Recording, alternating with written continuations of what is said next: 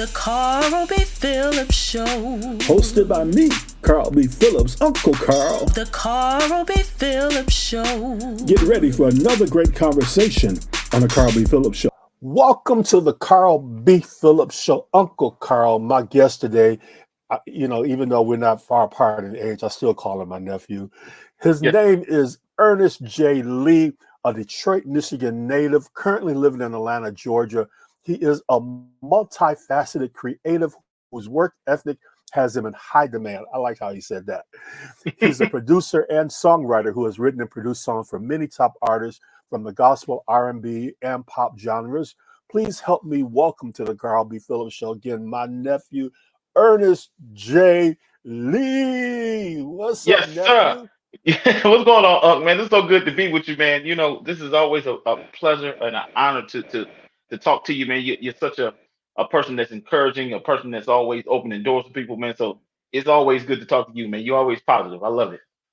Oh, man, I appreciate you saying that. Now, when I do interviews, man, I like to throw some questions in that you didn't expect. Okay. So my first question, before we start, if you lost your cell phone, how many numbers could you remember by heart? Well, see, this is the thing. I'm an account major now. You know, music is my passion, but my smart is in numbers, so I'll probably remember a good number. So I would say probably good 50. Good 50. Oh, you got me beat, man. if it ain't a number you had back in the 80s, I'm done. Well, yeah. Let's see. That's the thing. Not and that will so it would be relative, but yeah, I would say a good 50 of the people that that I know for sure. Wow, you got me because I may know two numbers because people, they don't pay their bills and they change numbers and stuff, and I can't keep up with it. Right. Right. We have known each other for years. I remember the first time seeing you were playing organ for Bishop Wayne T. Jackson, Great Faith. You was just a little kid sitting on the organ playing. Yes. Talk about your beginning and your introduction to being a musician. I grew up in a house that had music. No one in my immediate family plays music, but they were musical as far as playing music. My dad would clean up the house, listen to the Whispers and Motown, the Temptations and stuff like that. My mom liked to dance, before she came on in the Holiness. Y'all say y'all still dance, y'all just changed partners, but before she changed partners, she danced. So they played music a lot. So when I was 7 years old, I was beating on stuff around the house. Well, actually, so about 5 years, I was beating on cans at my grandmama's. So I was beating on like the canned goods, and she told my mom, she said, "Yeah, Nell, you need to pay attention to that." So a couple years later, they got me drums at 7, and I started playing with the radio. We had the hi-fi stereo back in the day. Telling my age, we had the hi-fi stereo. So we would play. I would play with the songs, and then a couple years later, when I turned around 10. That same hi-fi will be like on the edge of it, like I was playing, like it was just like for real, not even exaggerating. And then they bought me a keyboard for that Christmas, and the rest is history. So of course, growing up in Detroit, around all those musical people, it was just natural to gravitate. Once I knew I could actually have, I had the gift. It was natural to gravitate toward that. So, I mean, it was like natural. So I think that's an interesting statement that you said, which kind of leads me to my next question. Being in Detroit, who are some of the people that influenced you as a musician? I was from Romulus, so I was close to Inkster, so that left me with Michael Brooks and his father. They were like my first, I would say, people that were known. And I was listening to Michael Brooks, and so then, of course, I would listen to Commission. They were hot when I was young, so in the '80s. Commission, and so Michael Brooks was like the hero when I was little, and then once I got about 12, when I started like really getting into it, Keith Johnson, when he was administrator for Great Faith Ministries at the time, he was Dr. Matty Moss Clark's administrator for the choir, and he would take me down to the conservatory while he was conducting business. I was just because I love Twinkie, and so I didn't have the money to pay for the lessons and stuff like this, and do you know that Twinkie Clark, which is why she's my hero today, she would let me sit outside her door. Like I would sit like outside the door while she was in there teaching. And I could hear her teaching. And that's how my ear got so good, because I would have to retain it without actually doing it. And so those were my two main influences, like growing up. And then of course I got with Fred Hammond came to Great Faith as a psalmist one Sunday. I think it was like 93 or 4. and we flow with, my church was flowing, so we didn't really do a lot of people. So he came and he was the guest psalmist. So we flowed with him after the service, and when he sang, and then after the service, he asked me and Larry Tucker. I know you know Larry Tucker. He asked. We came into the little studio and hung out with him, and that was like when I saw the studio and Fred Hammond in the studio and commissions in there recording. They was recording Dare to Believe that day, and I was like, this is what I want to do. So that was, Wow. yeah. So that was how I really like got into it. Like, okay, I'm about to do this for real. Wow. That history is so great of your growing up in the Detroit area, to be around a Fred Hammond, to be Hmm. around a Twinkie. I mean, those are legends in themselves. Yes. You're a producer, a songwriter, and arranger. How did you know that that's something you wanted to do besides just being a church musician? Because I always desired more, and that's something that you can't teach people. It's either you have it or you don't, and that's not an arrogant statement. It's a true statement, because some people try to force you into doing things that you're not capable of doing, or you don't have the capacity to do even. And so I know that some of us are gifted in certain ways, and yes, we have our certain areas that we're great in. So I'm not necessarily known as a great artist per se, as I'm known as more of a great producer, because I didn't like. Okay, you got to pick one. I'm saying, like, so for me, I can do it all. So I don't say that again arrogantly. I'm saying, like, so for me, I'm pretty good at all of it. So I can't say, well, he's a great keyboard player, but he can't do parts. I never wanted to be that. I wanted to be able to teach the choir. I wanted to be able to make myself valuable to the kingdom, not so much Mm, in a monetary way, but to act. Bishop Jake wrote the book, "What Maximize the Moment," and so to maximize your gifts and maximize what God has given you, then you have to sow into that. So I believe that from day one, that hey, I can do this and teach the choir and all that kind of stuff. So it just started from day one. So here's another question. Who is on your bucket list, an artist that you would love to work with that you haven't worked with? Somebody just asked me this question. I did an interview earlier, and saying this is so funny. So I'm gonna speak this into existence because this is the same question today. It's the same day. It either would be Kurt Franklin or John B. Key, it's not one of the other, because one A and one B, they're both the same to me, because they're not just because they're legends, but because they're unique in their own way. So like I did the Kurt Franklin challenge a couple of weeks ago with the all things, and I did that just to hear. It was just, of course, everybody got a story to tell, but I also did it because I wanted to hear myself on the track with him. You know what I'm saying? So my whole thing is because that's one of those things where you just want to work with the greats. And John B. Key, Pastor John B. Key, the reason why is if you go from day one, his music has been timeless in the sense of he never misses. Like when he gets on the groove, it don't matter if it's a youth choir, a mass choir, a older choir, a convention. You can put a John B. Key song and go. And so I would love to be on the track like that. Like it's just universal. You know what I'm saying? And that's kind of why I love those two both. Well, we know EJ Lee loved the groove. We know that already.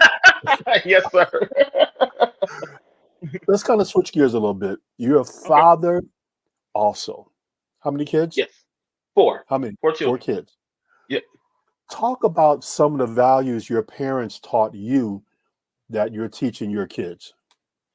To be very transparent, I grew up in a two-parent home, and my children were born, not all of them, but a couple of them were born outside of that traditional mindset. So I think the value that it taught me was to never give, not, don't beat yourself up for your mistakes in the sense of, having children out of what we call wedlock, but just to pick up where you can. And my parents have always taught me, no matter what, get up, dust yourself off and keep going. So what I tried to show Mm. them is perseverance and pressing forward, and never to give up on you.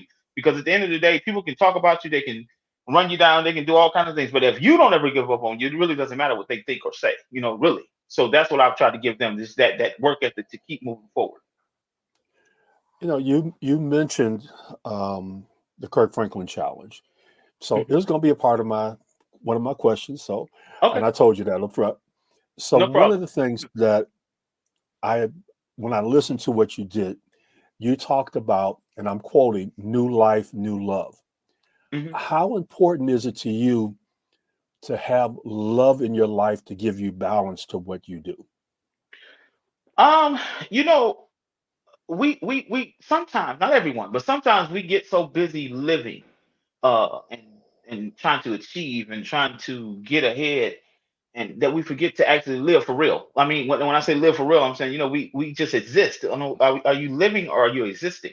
And so Mhm. I believe that some of us are existing in our calls, we're existing in what we do, we're existing on our jobs, but are you living your life? Meaning, do you have the completeness of what love will bring, when it's in the right context, so do you have the balance of what a family even will bring when it's in the context? Because think about this now, we can be happy single for sure. I mean, hey, I've done it. What I'm saying? At the end of the day, I think as a man, for me, I'm going to speak for me. I value having what I saw my mom and dad have. Even from when my dad passed in 2013, but they met at in high school, of course, and they were married all the way. And I know that Mhm. these days it may not happen like that. So I'm not in a fantasy world, but what I'm saying, I still saw it. You can't unsee what you saw. So I Yeah. saw them go through their challenges and all the stuff, and even through their struggles.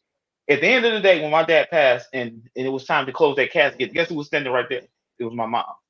She's the Mhm. one that put, how they do the thing, the little ceremony at the end. And so for me, it's all about what my family and I are extremely close. So it has to. I like the completeness of what love brings. Wow. I think you bring up another great point about, especially for creatives. Hmm. In this generation, in this time, we're always what's next versus Yes, stopping to enjoy what's happening right now and enjoy the moment. How exactly. do you, I won't say force yourself, but how do you put yourself in a position to stop and enjoy the moment, to stop and enjoy the love, stop and enjoy the family? As a creative, talk about how you stop. Well, see, to be again, transparency is just what it is when it comes to 2023. We can't help people when we act like everything is just fine. It comes from mistakes.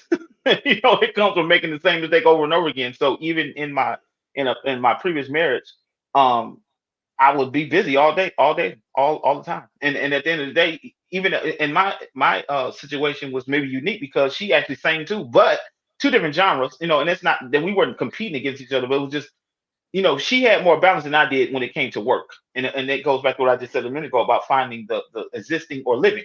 So I existed in my marriage, I existed in being a dope musician and all that, what people would say, what we think we are.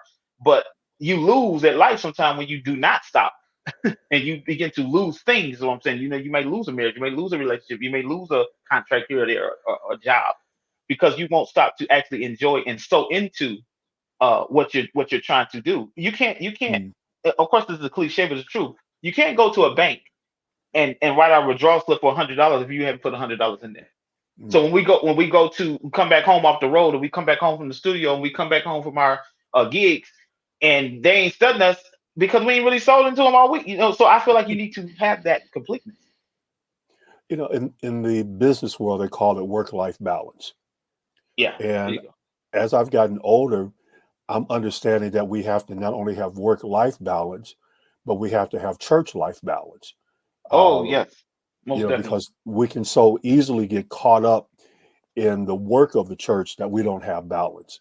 Yes. As a musician, can you speak to other musicians that may hear this about the importance of having the church life balance, the musician life balance? Kind of talk about that a little bit.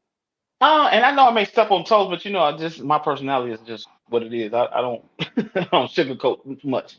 When you're good at what you do, let's just be honest. It ain't got to even be do with church, but when you're good at your job or your profession, or maybe you're the only one that will do that particular job, they're not gonna fire you for the most part. And what I mean by that is they're not gonna tell you not to come. They're not gonna tell you you're doing too much. They're not gonna tell you, hey man, you need to go on vacation. So what happens is we get caught up again on the job, the activities, the workload, that we just get engulfed in it. And that was one of the things even in my own home growing up with my mom and dad. He was not really in church. My mom was, so I would hear them, hear the conversations about like, well, why are you going to that? Why?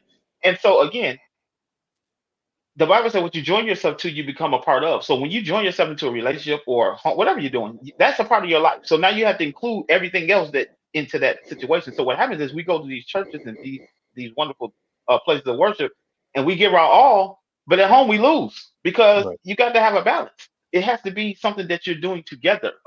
You're walking together. The Bible says what? How can two walk together unless they agree? Yes, they That's agree. not just a cliche. It's It's a real thing. You have to be going the same way. You have to be wanting the same things. You have to be pursuing the same goals. If not, you go in two different directions. And so I think that's what we have to learn by trial and error for the most part. But when you know better, you do better. So once you find out that, hey, this may not be working for me, I might need to change the way that I'm approaching the situation. Man, that is awesome. So deep. I love talking to you because we always have these deep conversations. We go out to eat. No, We gonna get deep. yes, yes, sir. Hey, I love it, man. I love it. So when I got ready to record, you were one of the first people that I called because I wanted you to do some vocal arrangements on some of my songs. You did Restore More for me in my first single, Great Ring. Yeah. I remember when you came into rehearsal and you started teaching the parts, the singers were looking like, what is he doing? We can't do all that. Right. You have a unique way of arranging vocals to make them pop, to make them have life. Talk about how you grew that talent to where your vocals can just be kind of doing some crazy stuff that make the singers like, okay, I got to go home and study this. Well, okay, so it's two parts of this. The one part is just naturally being different as it relates to my musical approach. I listen to everything, and sometimes I think people discount the everything part of that. And what I mean is I listen to rock, I listen to pop, I listen to classical, and when you have all those ideas in your head, you may seem a little cuckoo, but when it's a method to the madness. So for me, it merges into part two. So part two is I never had formal training.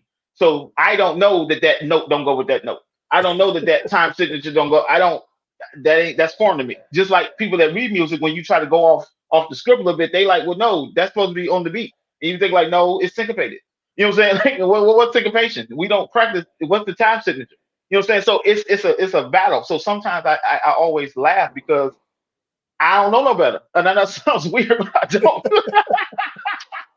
You don't know no better. If I want that A flat to go to the C right there and to the D, I'm just gonna do it, and that's just how it goes. I don't know. Wow. I feel for the singers then, because you may decide you want to go from one octave to another octave and change key all the 3 times. time. When I had Spirit of David, no, they used to have me crack it up because they used to say, Founder, you think you got two groups? Because I would be having them going from one extreme to the other one. Like, how are we supposed to get there to there? And I'm like, well, y'all can do it. Just do it. And so, it's always been that way. I've always just been forward thinking musically. So you mentioned Spirit of David. Let's talk a little bit more about your musical journey. Okay. What was the first song you wrote that you recorded? The first song that I wrote that I recorded was Victory in Jesus' Name. Logic meets Murray Jones. Ooh, Elijah Meese. She ain't no joke. Yeah.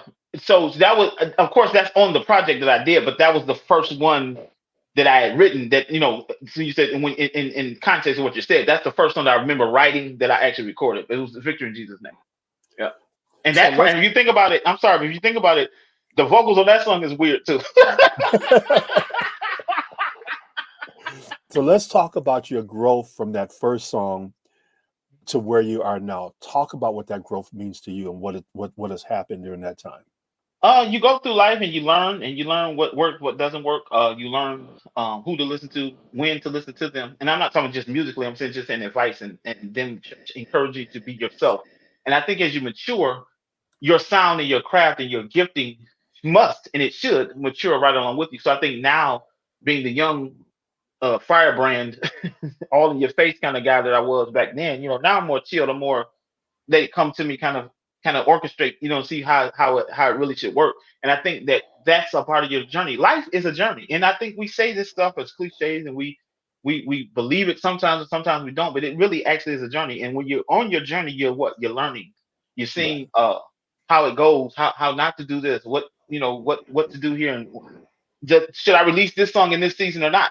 Those things are you can't discount that. And I think now I'm just more aware of where I am in life and what should I be doing. I'm not trying, and I'm in good shape, but I'm not supposed to be out there jumping around. I mean, that's what I'm supposed to do. You have to stay in what you do. I'm not going to just all of a sudden, now I'm about to be a solo singer. I've never been a solo singer. So you have to stay true to who you are,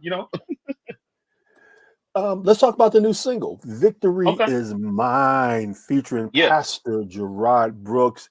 Yes. One thing I love is that Ely groove. That groove always.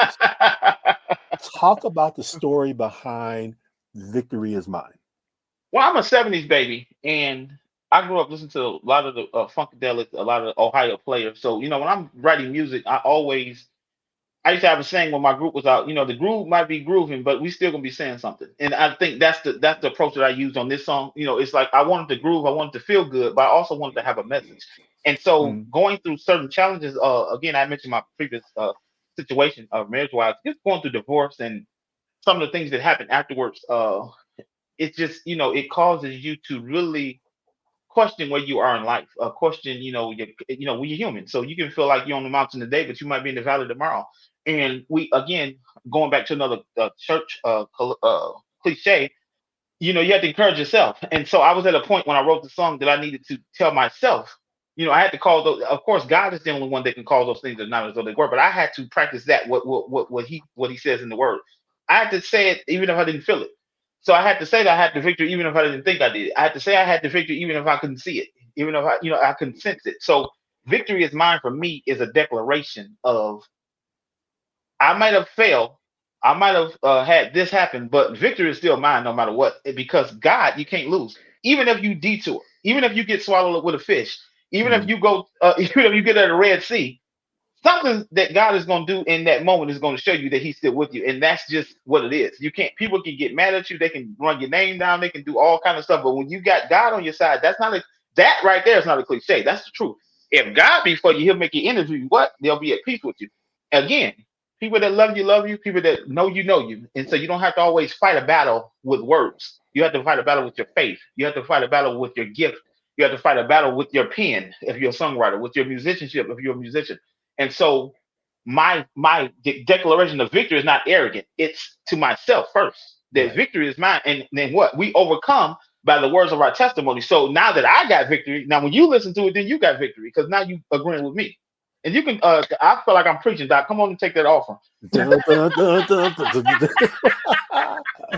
All right. Here's a question that's totally off. Okay.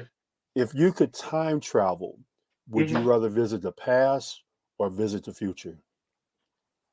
Now am I time traveling to change things or to just see? Or am I a spectator or participant? That's what I'm saying. I'm just asking the question. However you want to answer it.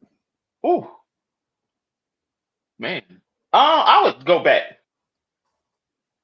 Because the future is exciting when you don't overthink it. Mhm. But see, when you think about the past, it's like you want to fix things, you want to understand things. I would try to go back and understand some of the mistakes. You're not even talking about even life, just musically. Like, why did James Cleveland write the way he did? Why did Mahalia Jackson sing the way she did? Why were they so effective at what they did during their time? Was it just the music, or did they mix the music with ministry with the social things that were going on at the time? It's like today's athlete. Like LeBron James is different than Jordan based on not so much basketball, but because he's more involved socially. So Right. he learned from the past to say, hey, I can be a great athlete and have all these followers, but let me do something now that will take me to the future. So I would like to go back. Cool. Man, I have really enjoyed this conversation with you. Yes, me too. You're my friend, you're my brother, you're my Yes, nephew, and I yes. appreciate you. Tell people how they can follow you on social media. On Facebook, I'm EJ Wooden. On Instagram, EJ Lee Music. My website is ernestjleemusic.org. That's ernestjleemusic.org. On TikTok, Ernest J Lee Music. On Twitter, Ernest J Lee. Follow me. Let's connect. Let's do what we do. And how can they get your music? Music is available everywhere. Digital music is streamed or sold. And I just want to give a shout out to you for this opportunity that you gave me with this get this song out a little further than I could have did it on my own as far as the distribution piece. Want to thank you for that. So it's on all digital music platforms. Ernest J Lee featuring Gerard Brooks. Victory is mine. And I want to put a plug in for you too. Me and Unc getting ready to do some funk too. We about to bring We we some go funk we back to the go D. we Y'all go be funk tuned for it that. up. We So go funk it up. yeah, we get ready to do. We go take it back one more time and decent. It's still more left Yeah. in the tank, Doc. We got to Well, do. as We long got as to I do can some do the more robot, I'm happy. Man, it has been such a pleasure talking to you. We Yes. have about 10, 15 seconds left. Final word from you. Everyone, when there is no greater person to be other than yourself. Find your purpose. Find your purpose in what God has given you. And when you find your purpose and find your sound, everything has a sound. He that has an ear, let him hear what the Spirit is saying. It's talking to you first. Your sound is what's going to bring you deliverance, is what's going to bring you victory. So find your sound. Once again, everybody, give it up for my nephew, Ernest J. Lee. I am Carl B. Phillips, Uncle Carl. Just again, want to remind you to work like you don't need the money, love like you never been hurt, and dance like no one's watching you. God bless until we meet again. The Carl B. Phillips Show. Thank you for listening to the Carl B. Phillips Show. For more information, go to carlbphillips.com. The Carl B. Phillips Show. Follow Carl B. Phillips on Instagram so we can stay in contact with each other.